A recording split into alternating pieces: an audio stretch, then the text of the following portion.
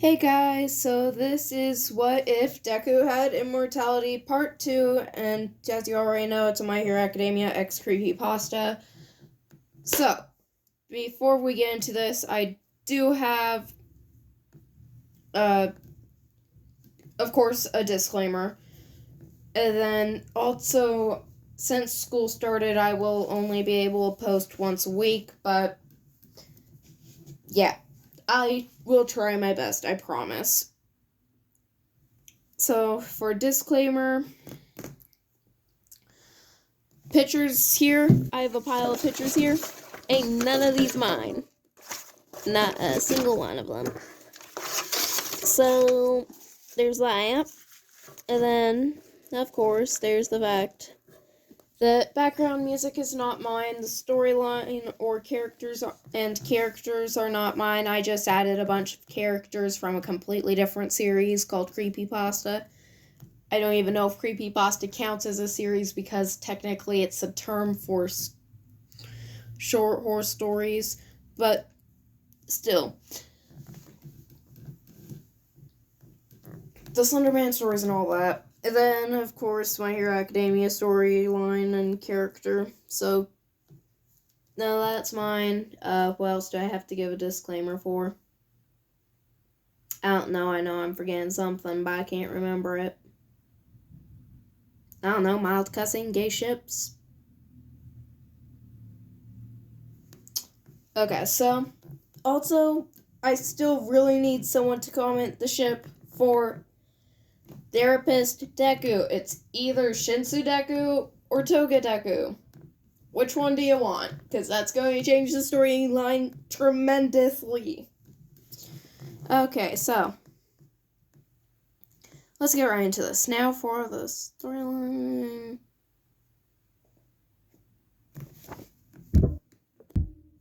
I haven't given much detail on how the triplets were raised since this Inko is going to have a different life in this, so she's going to have a fear of losing her kids again. She's going to have a distrust, so she keeps them really close to her. She is overprotective when it comes to other human interaction and making sure they're really careful about how they act. But she's actually surprisingly really chill about, internet access. So, if they want to, they can watch, I don't know, porn or something like that. She ain't gonna stop them. But she knows exactly when they leave the house, where they're going. They do not leave the house without her permission.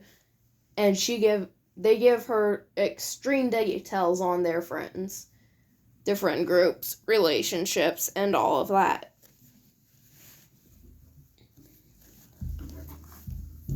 Due to this, they take up she has to explain to them why she's so protective. And explaining this, they took up understanding of how the world's not all that kind. Most people can't be trusted. Blah blah blah. Bad human this, bad human that. Humans are horrible in general. But seeing that they were exposed to that at such a young age, they took up stuff that was actually nice and could help the planet or make them feel confident in themselves. So, they took up each of these hobbies, making it their career in the future, since I'm not sure how big this time skip's going to be. Nana Shimara took up daycare, which is why I referred to her as Splendor Man, because, I don't know, Splendor Man's really good with kids and is all about fun. So, him in a daycare, that would be a good combination. Cinder's hobby is Cinder is a fashion designer. She has her own fashion group, her own models, her own company, her own everything. She creates each design, and then she'll have her workers basically make duplicates, but the models will be shown wearing the original one that she herself created. And due to there only being one original of each design, the originals of hers sell really high on the market. And, of course, the ones that her company remakes also sell well, just not as well as the original, of course. And that puts her at the number 2 fashion designer in all of the 7 continents. Should I say 6 since there isn't any in? And there's 7, so I'm just going to say 7. And then there's Rose, who works. She's known for having a lot of dates, and she's currently dating the boy that runs the flower shop. She is known for having the sweetest perfumes, and she always has a flower in her hair thanks to her amazing +1. But still spending most of her time in the medical field where she works. More specifically, she works in the poisons and cures department where they work on finding new cures for new diseases, finding cures for old diseases. And then you get the idea.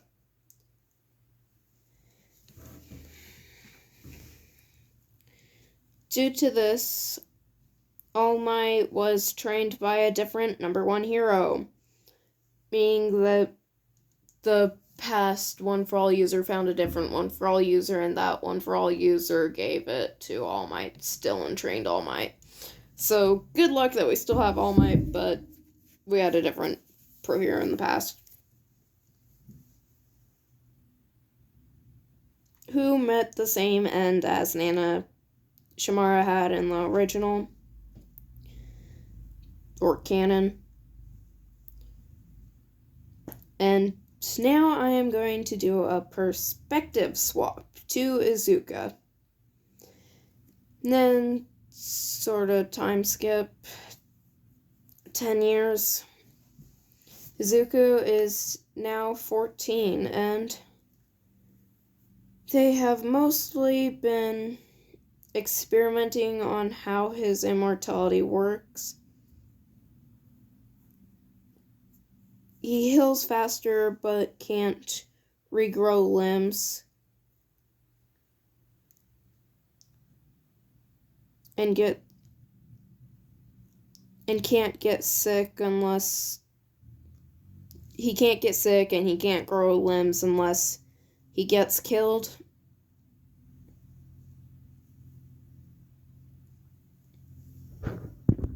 Scars stay from each place he gets killed, but say they cut off his arm and then kill him, he's going to have a scar from the bullet hole, but he's not going to have a scar on his arm. I think I'm getting the idea through. But one day they try and give him a shot to see if toxins put in his body after death. Izuku thinks that they're giving him a poison to kill her, thinking that they're going to give him a poison to kill her, fights back, so they stab it into her eye as punishment. This toxin, I'm sorry, I have a really hard time saying that word, toxin. Why is that so hard to say? Anywho, this toxin turns her body into a black liquid.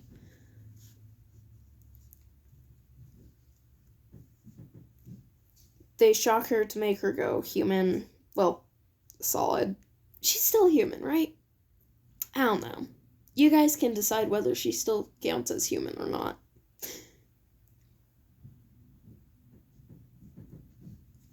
she can change at will or separate by parts at a time. Due to this,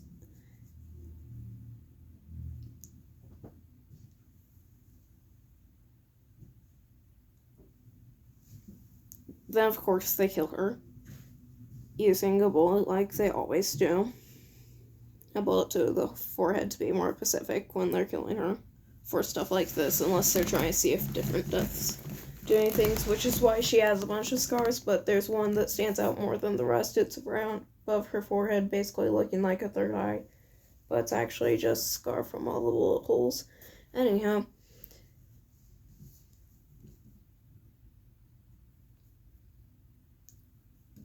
they kill her when she comes to. The skin around her eye is still black. She can still mutate, but she has regained eyesight through the white eye. And the white eye that was white due to the needle being stabbed through it is now black, like the liquid.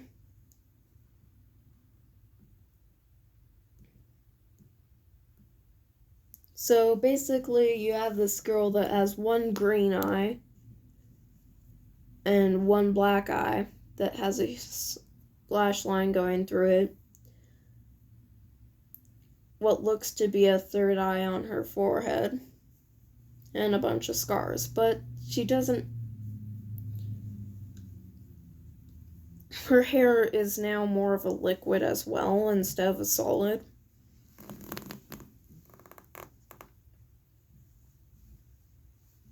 And she has a lot more. She actually controls when she goes into liquid and solid now. Before they killed her, it was just liquid or solid when you're unconscious or shocked or turned solid by some other substance,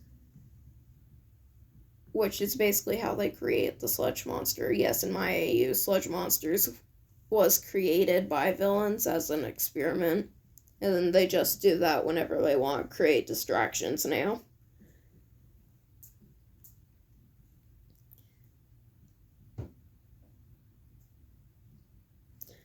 The day after she hears that they are going to sell her to a different district, a week later, she is sold to a group of rapists, but that night, after they are all asleep, she goes blob and tries to escape. But one of the girls who has been there a long time has grown a... I'm forgetting what it's called. What happens when you've been in prison for such a long time that you become willing to do whatever they say and they are your master or whatever they want to be called by you. But obedient, I guess.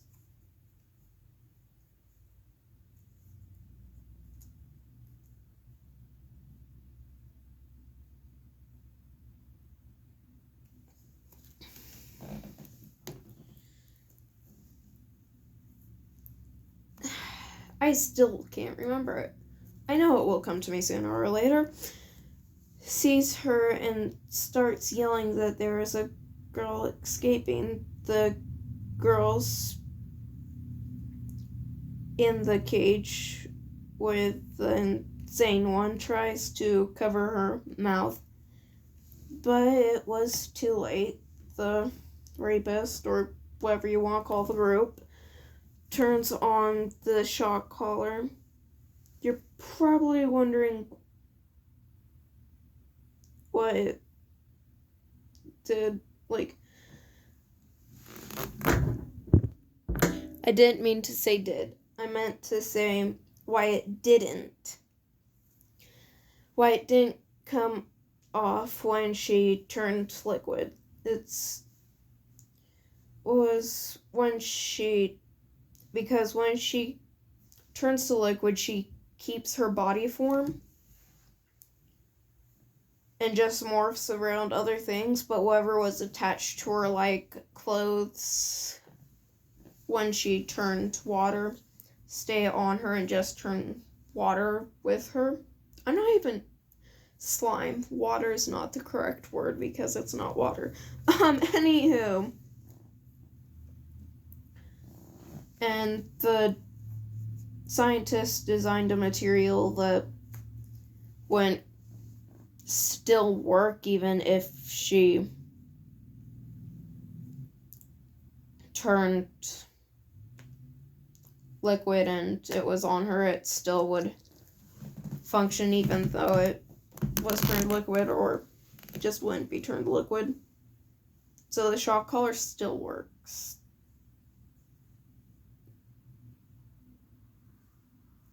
So they punished her, tried to sell her, but were in a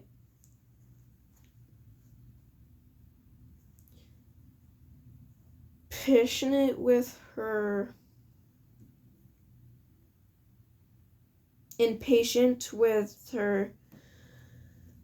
constant attempts to break out, so they put her in this facility with a bunch of other kids who have been kidnapped. One being 25, a lady kidnapped at age 10 who escape plans that they are in explains that they are in a trade system. And what I mean by this is overall is just one experimenter, one group. He's just part of the Yakuza. I don't know how it's pronounced. But there's other groups, and all of them that kidnap kids can come together to this one facility where they keep kids and use them as slave workers for their agriculture, for their plant drugs. So they keep them there and sell them off, and that's the center of their group. Unfortunately, before they can create an escape plan, 7 weeks to be more specific, she is sold to the Yakuza, overhauls the organization, where she is kept in a tube of water and only released for experiments due to her constant attempts to escape.